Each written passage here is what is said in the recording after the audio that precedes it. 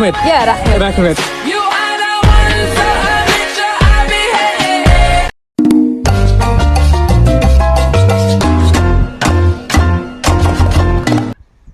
Сәлем достар, көріп тұрғандарыңыздай бүгінгі менің шағын влогым Астана қаласына университетке түскісі келетін студенттерге арналған обзор болмақ. Ендеше бастайық. Өзім осылай турист сияқты киініп алдым. Өйткені адамдардың көзіне өрескел көрінбес үшін. Дегенмен маған бүгінгі күн өте қызық болатын секілді, себебі әлі Шаңқайып төбеде күн шығып тұр. Күн өте ыстық. Бірақ менің ойымша мен сіздерге бүгін ерекше бір дүниелік көрсете аламын деп ойлаймын. Ендеше кеттік. Жалпы Астана қаласында оқудың тиімді жақтары өте көп. Өзіміз білетіндей сондай қарбалас қала ғой. Оқушыларда, жұмысшыларда, автобустарда, көліктерде де бәрі салауатты киінген, оқуларына, жұмыстарына асыққан адамдар. Сондықтан бұл жерде оқу, білім алуға деген мотивацияны оңай алуға болады. Әрине, егер сізге сондай атмосфера вайб ұнайтын болса. Қазіргі таңда өсіп өркендеп жатқан университеттер көп. ЕНУ, АЮ секілді студенттерге алған университеттер меніңше көркейіп дамып келеді. Оларға да сұраныстар өте көп деп ойлаймын. Мен осындай өте әдемі паркта жүрмін қазір. Президент паркі деп аталады екен. Менің ойымша бұл Астананың төбесінен қараған кезде самұрықтың бейнесіндегі көл сияқты тұрады ғой. Сол секілді. Онда айналып өтеміз. Мәссаған достар. Не деген әдемілік мынау. Қазір қараңдар. Do you see this? I can't believe my eyes. Just look at this. Өте әдемі, өте. Негізі Астана сондай әдемі қала. Көбісі жасанды деп айтады. Бірақ әдемі ғой. Болашақтың қаласы ғой. Ана жерде Ақорда тұр. Ана жерде көпір. Кешке студент кезінде достарыңмен қол ұстасып, мына бір бақтарды аралайсыңдар бірге. Әдемі емес па? Сонымен достар, кезекті destinationге жеттік. Бұл жерде біз кішігірім демалып алғаннан кейін, көрініс өте керемет. Ақордадан Хан Шатырға дейінгі Астананы көрсеткім келеді. Және де университеттер туралы біраз факттармен бөлісетін боламын. Сондықтан да қапы қалмаңыз. Видеоны соңына дейін көріңіз. Кеттік, су ішіп алайықшы.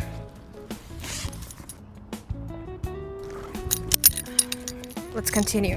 Әдісті travel блогер болу деген қиын сияқты ғой. Сөйлеп жүріп керексің. Мен сөйлеп жүрсем тік айта алмайды сияқтымын что-то. Өте керемет жер тауып алған сияқтымын. Қазір бірге маңызды сұрақтарға жауап береміз. Ендеше кеттік. Жалпы менің ойымша универ таңдау деген бітіруші түлек өзіне ұнайтын универ таңдағысы келеді. Дегенмен оның барлығы тек өзіңізге байланысты. Ол жерде оқи алу деген секілді. Мысалы, мен Евразия ұлттық университетінің студентімін. Мен өзім оқып үйренгенімнің арқасында мен бұл жерден жақсы білім ала алдым. Оқытушыларым да маған өте жақсы болды деген секілді. Сондықтан ең алдымен бірінші барлығы тек өзіңізге, оқушыға байланысты. Өзіңіз талпынып оқимын деп тұрсаңыз, өзіңіз басқа жерден үйреніп тұрсаңыз, универден тыс, онда сізде нәтиже болады және жақсы білім ала аласыз. Сонымен қатар студенттік шағыңызда білімге толы өтеді. Енді екінші сұраққа көшсек, жалпы ағылшын тілі дүниежүзі тарих таңдап жатқан оқушылар, университеттің білім саласы тек қана ағылшын тілінде емес университеттер бар ғой, яғни қазақ, орыс, ағылшын топтары бар. Сондай жерде таңдаған кезде мүмкіндігінше ағылшын топтарын таңдаған дұрыс деп ойлаймын.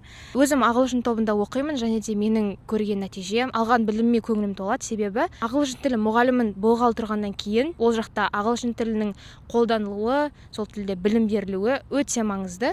Менің ойымша, топты тағымдаған кезде ешқандай қорықпастан ағылшын тобын таңдаған дұрыс. Себебі болашақта бәрібір де үйреніп кетесіз және сізге оңайырақ болады. Үшіншіден, университетке түскеннен кейін алғашқы күннен бастап активист, яғни белсенді болу керексіз.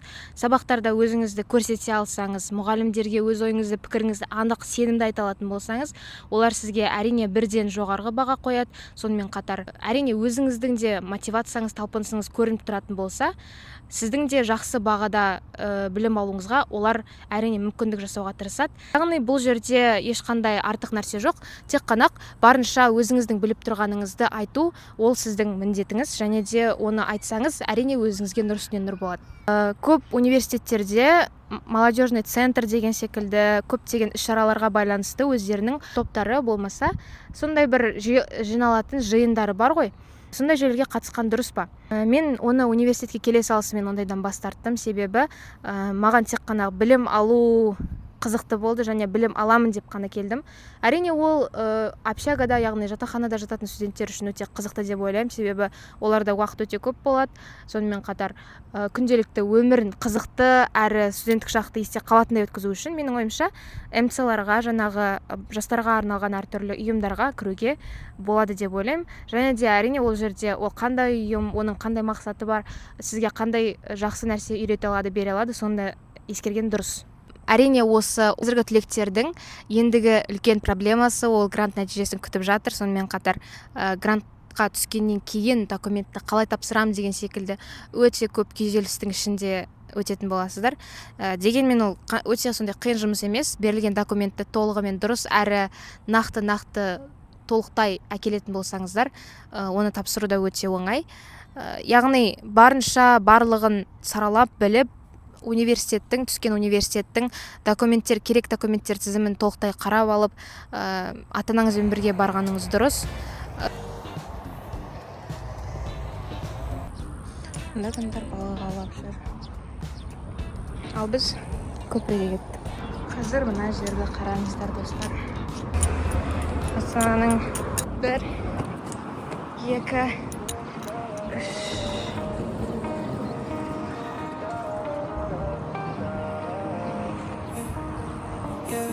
The city's asleep, but we're not. Got your name on my screen, another long shot. I can't promise you a castle in the sky. Just this moment, you and I, beneath the streetlights, and we're running out of fumes again. But we're richer than all of them. Yeah, we're lost in this hazy glow. Got nowhere else we need to go. Empty pockets full. Yeah, we're living like stars, empty pockets full. Tearing the city apart, making our own kind of art. Just some kids with big dreams and some second-hand cars. Достар, мында біздің Chinese премиумын жүр екен, сөз көруге болады. 你好吗？你是中国人吗？对啊，我会说一点汉语。你在哪里学的？我学一样西安的学生。孔子学院。我不知道。在阿斯塔纳的学校学习的。对。I need to understand. Oh my god. Do you speak English? По-русски. Вы русские?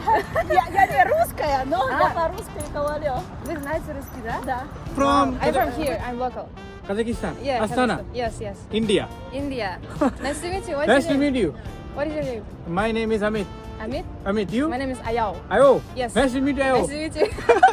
You blogger? Yes. Me blogger. Yeah. Nice to meet you guys. Hello, India. Hello.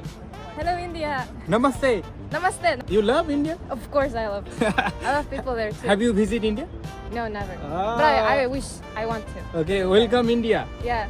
Come from Russia. Russia. And traveling countries. You know Russian language? Chut. Чуть-чуть. Классно. Good. Thank you so much. Oh my goodness, guys. Менің влогым деген кәдімгідей қызықты болып кетті ғой. Как будто өзім осы Астанада travel блогер сияқты жүрмін ше. Қандай әдемі көрініс. Енді қазір біз Хан Шатырға барамыз. Асыл жардың аяулы ақ тілегі.